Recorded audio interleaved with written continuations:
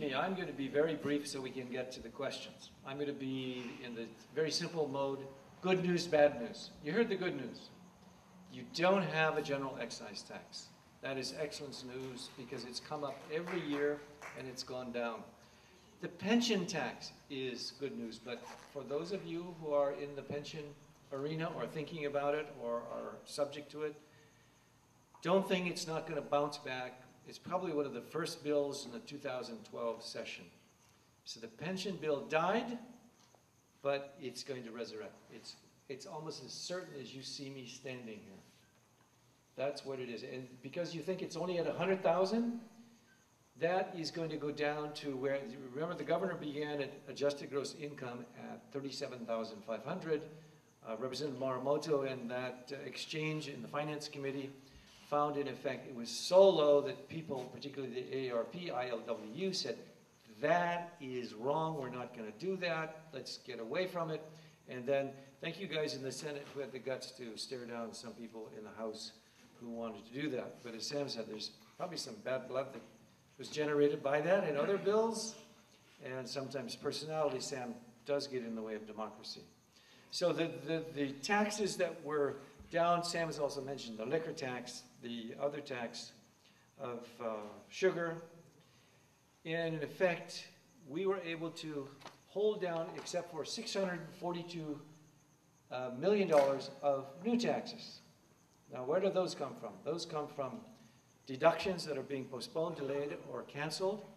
But I want you to know, and you don't have to be a macroeconomist to appreciate this, when you bring out $642 million in your economy, that is not a good sign for the future health of that economy. As you know, we've been sputtering already, and if you take 642 million divided by our population, for a family of four, that's $2,400, $2,500. And we're already taking out $500 million per year for the rapid transit. So one of the things that some of us took at the beginning of the session was the fiduciary Hippocratic oath: do no harm to Hawaii's families, do no harm to Hawaii's jobs, and by all means don't stall Hawaii's economy. Some of these tax increases are going to stall, make it sputter, and if we don't return to a robust visitor industry, these taxes will even be more and more painful. The one thing that I'd like to emphasize is that as we became preoccupied, so focused on revenue sources, we really forgot the source of revenue for the government. And that is where 80% of the jobs are coming from the private sector. The private sector pays the GT taxes. The GT taxes are 50% of our budget. The rest of it is income tax primarily from you, and then there's a small corporate tax and other taxes. The difficulty is that we talked about cutting, and raising taxes. We never thought about growing the pie. Sam mentioned a few things that didn't come on board. APEC, a bill that went off the table, which gives us for only $2.1 million a ticket onto the world stage. And Sam, I think that's one of the reasons why we're going to come back in a special session, is to get that APEC, that 21-country economies coming to Hawaii. Because if we succeed in November, when APEC comes, there are going to be many, many more opportunities for those international conventions and conferences, as well as what some of us who've been in the Peace Corps and the United Nations would like to see us as the epicenter of diplomacy in the Pacific. I know we've got 2 retired Foreign Service officers. The epicenter of diplomacy, if you got a problem in North Korea, Fiji, South Korea, you can bring them here. This is the short-sightedness, if you will, of not having funded that APEC bill. 2 other things in terms of growing the pie. We had a tax credit for the movie industry, actually to build movie studios. It was to generate $2.5 billion worth of economic activity. That bill was thrown off the table on a Friday night. It was almost a shame because of what was in its potential growth. Another bill that got thrown off the table, aerospace. For those of you who don't know it, NASA is in love with Hawaii. We have a mountain that simulates so clearly the moonscape. They want to invest money, they want to bring the private sector, and as you know, President Obama has moved basically space exploration into the private sector. NASA is spearheading this, they're courting us, and all we had to put up was like $175,000 to get a whole focus on Big Island and enterprise stimulation, and we passed it up. Again, my hope is that we will start paying attention to growing the pie, not just cutting, cutting, and cutting. I think one of the systemic things is that we have, and let's face it, lived off of our good looks in Hawaii for a long, long, long, long time. It's time we start using our head, our brains, using some of these high-tech and other jobs that are high-paying and not just doing it in traditional visitor industry way. Those are some of the high points of which I saw, or some of the low points, some of the things that we missed the potential for, some of the things that you may have a specific interest in. The gentleman earlier mentioned photovoltaic. Did we encourage any of you to put photovoltaic or solar on your roof? In fact, if anything, we almost phased out some of those credits, but that fortunately didn't get too far along the line. Did we create any green jobs?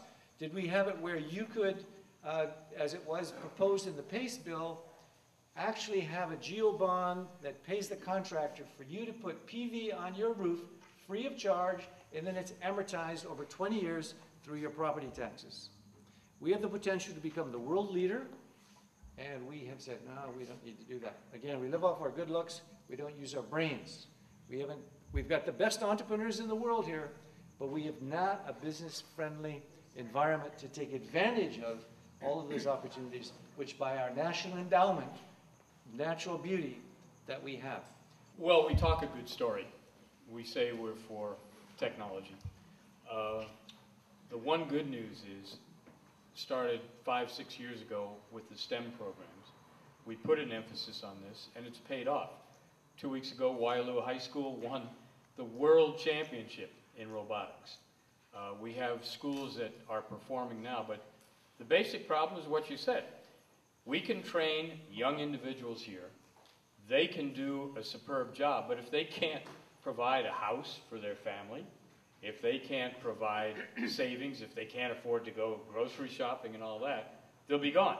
And then we have trained them, and they go somewhere else. So it really, in my humble opinion, comes down to priorities.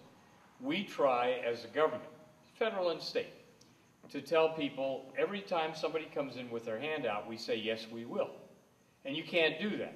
If you believe, first of all, if you believe education is so important, then you don't pass a bill like we passed this year, saying that we're going to get back to 180 instructional days and 6 instructional hours 3 years down the road, 4 years down the road, 5 years, 6 years. You do it right away, if that's what you believe. And if you believe in technology and you believe the importance, then you support those activities and events which have already proven themselves. They've created the jobs, they've created the education, they've done those things. You know, when you said you can't find people to hire, Lex Brody, who, when he was on the school board, was the first school board member ever to go to all of the public schools in the state of Hawaii, and he went unannounced. He just knocked on the door and said, here I am. And he wrote a paper on how difficult it was to hire individuals out of the public school system. This was 20 years ago, because they didn't have the basic skills: English, writing, reading. 20 years later, our students still don't have those basic skills. And yet we spend $2.3 billion per year on what passes for education. But you've got more people in the bureaucracy, less people actually in classroom teaching than we've ever had before. And so it's a question, again, of setting our priorities and sticking to it. And that's the only answer I can give you. But you ask, what are we doing? I think all of us supported technology bills, and all of us supported the education where you could see direct results from that. Look around where we are. Where are we? Hahaione Elementary School. One of the top schools at the elementary level in the state of Hawaii. Linked to the Kaiser Complex, which is an IB school. The point is, we have a Board of Education now that is accountable to the governor. Don Horner, who heads the First Hawaiian Bank, probably is going to produce some results, because what we've got are the resources here, but we haven't systemically developed nurtured them, and placed them. So we have a brain drain, a brain deficit. A lot of kids go off to school, they get a good job in the main, and they don't come back until either they're ready to retire or they got enough money to afford a house. So we've got a cycle of dependency, but I want to thank you for being not only high-tech, but hiring and having open jobs and not saying, okay, I'm out of here. Because right now, if you look at the jobs that we're missing, and you look at those who are on the unemployment lines, 95% of those people who are unemployed are private sector jobs. It's not the government people. 95% are in the private sector. So we've got a problem in the educational plant. We've got a problem in not growing the pie, but cutting it and taxing it. It's a mindset. It's part of the history and culture of Hawaii that we haven't gone beyond. But it takes ideas and energy and people like yourself say, hey, what are you guys going to do about that? And I hope every day you would come and say to us, what have you guys been doing? What are you going to do about that? And I know you guys, you and Mr. Bustamante, you're too busy minding your business to do that, but we don't have a lot of business input into the legislature. It is primarily organized unions, organized lobbyists, those who take the time to make their voices known and make sure that they follow up with their particular representatives. And basically you were asking, did anybody start with a zero-based budget? Start with a clean slate? And the answer is yes. The Senate minority did. We introduced a budget. Well, my staff worked from January until March and presented a budget that actually cut $4 billion out of that budget, which would have given us not only a cushion, but a clean slate for the next several years down the road. And in order to do that, we did rely, exactly what you said, on the Constitution. What are the core functions of the government? The core functions are here. What we're doing is up there. And we've added all these things. And I mentioned earlier about the duplication. We have all of these programs, particularly in education and some of the other programs as well. And many of them are very good programs, but we don't need all of them. And if they were so good, let them go out and get private funding. Let them be supported on their own. The government cannot and should not be supporting all of these programs. So yes, it was done. Was it given a serious look? No, it wasn't. Even the media, they didn't really care about it because they don't really understand, with few exceptions. They don't understand about finances and economics, but we're already working during this interim. Next year, what we're going to do is introduce several individual financial and budgetary bills. So we'll be back, but it can be done. There is waste, there is bloat, there's double counting. Give you just one minor example. How many remember the van cams? How many of you remember? See, I'm used to having big votes against it. I'm the only one that voted in the whole legislature against the budget this year. I voted against it because it's not changing. So the vote was basically 75-1. When the van cams were around here, I voted against it, and I was called baby killer and everything else. Okay, we finally killed it when certain legislators got tickets themselves, even though they were sitting in the state capitol at the time. They found out it wasn't a really good system. There was a special fund. There was $3.5 million. The legislature directed that that money be closed out and be put in the general fund. When was that? 8 years ago. It was just done this year. Well, it hasn't even been done. It was passed. We'll see if it is actually done. So I agree, technology is important, but technology is a tool. If you don't have the right philosophy, if you're not really focused on what you're doing, you're going to have problems no matter what the technology is. And we all talk about the process, and legislators like to hide behind this. We tell kids and all, oh, sorry, your bill didn't pass. Sorry, we don't have a voting student member on the appointed Board of Education and all, but that's the process. Hey, aren't we getting health conscious? And we say we don't want processed foods. Maybe we don't want processed legislation either. The teachers' union wanted it. They demanded that we not do what we had done before. We used to have 180 instructional days. Then with the furloughs, we dropped down to 166, the lowest in the nation. And parents were outraged. They were sleeping in the governor's office, as you remember. There were marches, there were protests and all of that, which was great because they got involved. And they demanded action. So last year, as I said, we passed the bill, Act 167, which mandated going back to 180 days of instructional time and 6 hours in the schools of actual instructional hours. This year, the HSTA fought it from the beginning.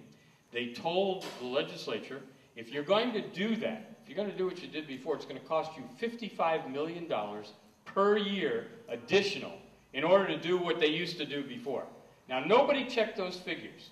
Nobody looked at the veracity of them. Nobody asked for an analysis. They just, because it came from the union, they just took that figure, 55 million times 2. It was not necessary.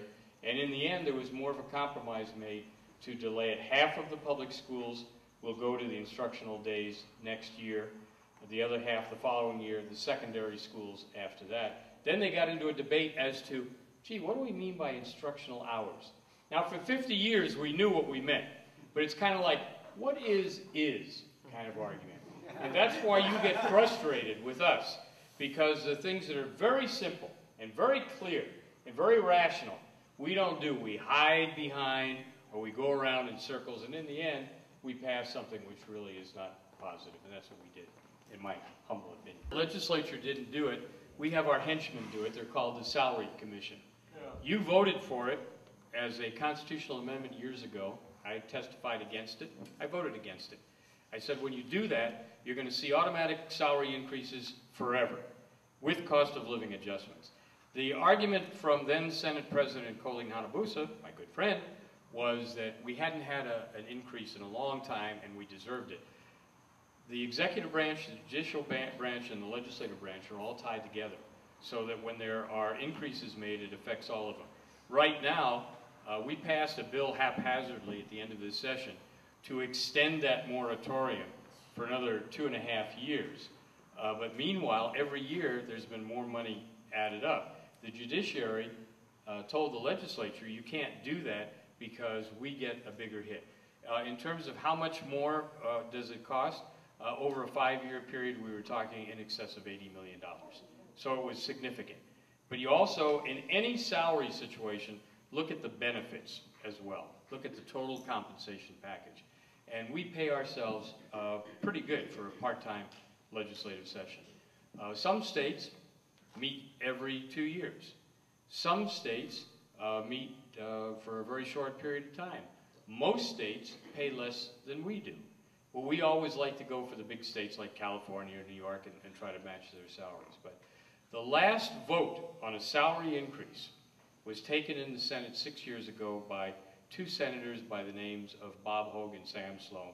We voted no on the increase. The $2.3 billion, which includes all funds, to be fair, the last time that was calculated last year came out to $14,000 per student.